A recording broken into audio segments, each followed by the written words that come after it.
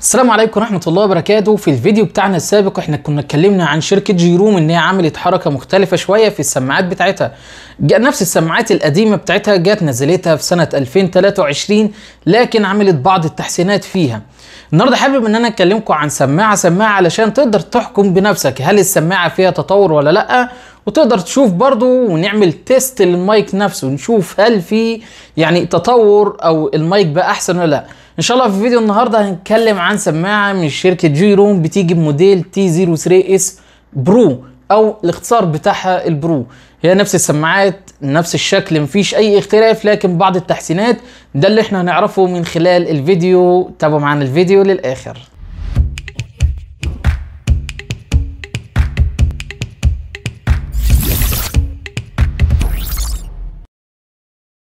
اهلا بكم مره تانية. ده شكل العلبه بتاعه السماعه اللي معانا النهارده اللي هي بتيجي بموديل T03S برو من براند جيروم. الاصدار الجديد زي ما شايفين هنا بيجي بلوتوث 5.2. الاصدار القديم كان بيجي بلوتوث 5 بس. طيب ايه الجديد؟ اهم المحتويات اللي بتيجي معانا النهارده هنشوفها مع بعض دلوقتي. اهم المحتويات هو عباره عن كابل من نوع اللايتنج الخاص بالايفون، هنا القطع السيليكون الخاصة بالسماعات 3 مقاسات، وده الجراب اللي احنا متعودين عليه الخاص بالسماعة، وهنا السماعة هنرجع لها دلوقتي، ودي القطعة علشان تقدر تنظف بيها السماعات عشان لو في اي مشكلة في الشحن، والدليل المستخدم. هنشيل ده كله ونروح للسماعة نفسها. لو جينا بصينا كده للسماعة فمن ناحية التصميم مفيش اي اختلاف بين الاصدار ده وبين الاصدار اللي كان موجود قبل كده، نفس الشكل جميع المواصفات الخارجيه. من الخلف كده هيظهر معانا الزرار الخاص بالبيرنج مود، لما بتدوس عليه كده ضغطه مطوله اللمبه الاماميه ديت بتبدا تنور معاك كده علشان تقدر تربطها مع الموبايل. من الاسفل كده هيظهر معانا منفذ الشحن من نوع اللايتنج زي ما احنا متعودين الخاص بالايفون. من الامام كده هيظهر معانا هنا كلمه جيروم بارزه مش مطبوعه، فعايز اقول لك ان هي بارزه زي ما انتم شايفين كده، واللمبه خاصه بالاشعارات. ولو جينا فتحنا كده فهيظهر معانا السماعه اليمين والسماعه الشمال بالتصميم المعروف اللي هو ان اير. لو جينا بصينا على السماعات كده نفس التصميم مفيش اي اختلاف.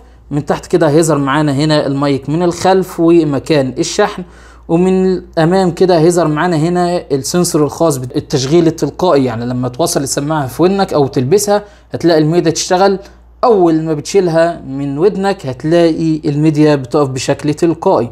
من الجنب هنا هيظهر معانا الجزئيه الخاصه بالتاتش عشان تقدر تتحكم في السماعات. من هنا تقدر توقف او تشغل او تقدم او تاخر في التراك اللي انت بتسمعه من خلال زراير التاتش اللي موجوده في السماعه ديت. طب لو جينا اتكلمنا عن البطاريه في السماعات ديت، يعني في تحسن ملحوظ في البطاريه بقت تقعد معايا فتره اكبر. عايز اقول لك ان الكيس ده بتيجي ببطاريه حجم 360 ملي امبير علشان تقدر تشحنها، فتقدر تشحنها خلال ساعه من خلال الكابل بتاعها. عايز اقول لك برضو ان هي بتدعم شحن وايرلس، يعني ممكن تشحنها من خلال اي شاحن وايرلس بدون اي مشاكل. بالنسبه للسماعات ديت فانا عايز اقول لك ان هي برضو البطاريه الداخليه بتاعتها بتيجي بحجم 30 ملي امبير. بالنسبه لها هتقعد معاك قد ايه؟ فانا عايز اقول لك ان هي تقعد معاك مده كويسه جدا، قد تصل معاك الى 7 ساعات لو انت مشغلها نسبه الصوت بتاعها 70%. انا شايف بصراحه بعد التجربه شخصيه للبطاريه بتاعه السماعات ديت فانا عايز اقول لك ان المستوى بتاعها ممتاز جدا وفي تحسن ملحوظ.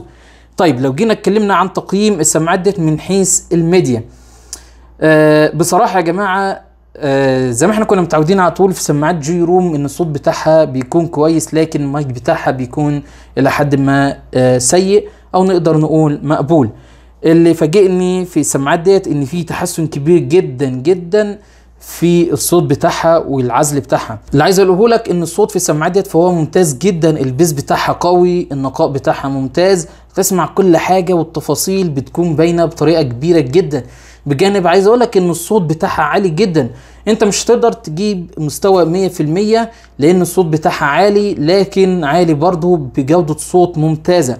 فانا دايما بنصح ان انت ما تعليش عن 70% او 80% لان الصوت بتاعها فعليا عالي يعني انا اتوقع ان انت لو عليته مثلا وصلته ل 100% فيكون مؤذي فعليا للودن. فانا بنصحك دايما على طول ان انت تخليها 70%. الصوت بتاعها قوي وممتاز، وبنصح بيها بشده لو انت عايز سماعه تكون رخيصه والصوت بتاعها يكون قوي، فالسماعه ديت هتأدي الغرض في الموضوع ده.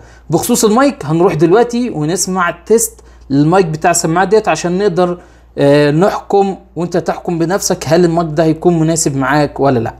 السلام عليكم. احنا دلوقتي يا جماعه بنعمل تيست للمايك الخاص بسماعه جيروم T03S برو، واحنا في مكان مغلق وبنتكلم بنبره صوت العاديه، يعني ولا علينا صوتنا ولا وطيناه، او ده الصوت الطبيعي اللي انت ممكن تتكلم بيه في اي مكان. احنا في مكان مغلق، مفيش دوشه حوالين ولا اي حاجه، فمش عارف هل في فرق في الصوت ولا لا، وهل انتوا سامعين الصوت ولا لا. حاول اسكت كده شويه علشان تشوفوا برضو الصوت بيكون عامل ازاي. طيب احنا دلوقتي يا جماعه احنا جربناها في الاماكن الهاديه، هنروح كده دلوقتي في الشارع وهنشوف الصوت هيكون عامل ازاي مع الهواء، واحاول اشغل اي حاجه برضو سواء راديو او اي حاجه كده علشان نقدر نحكم.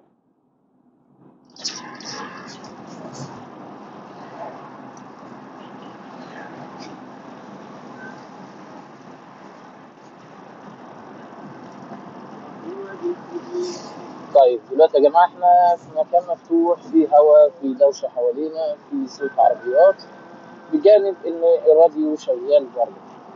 مش عارف الصوت برضه هيكون عامل ازاي، هل الصوت واضح ولا لا. حاول اسكت دلوقتي علشان تسمعوا بنفسكم الجو اللي انا فيه.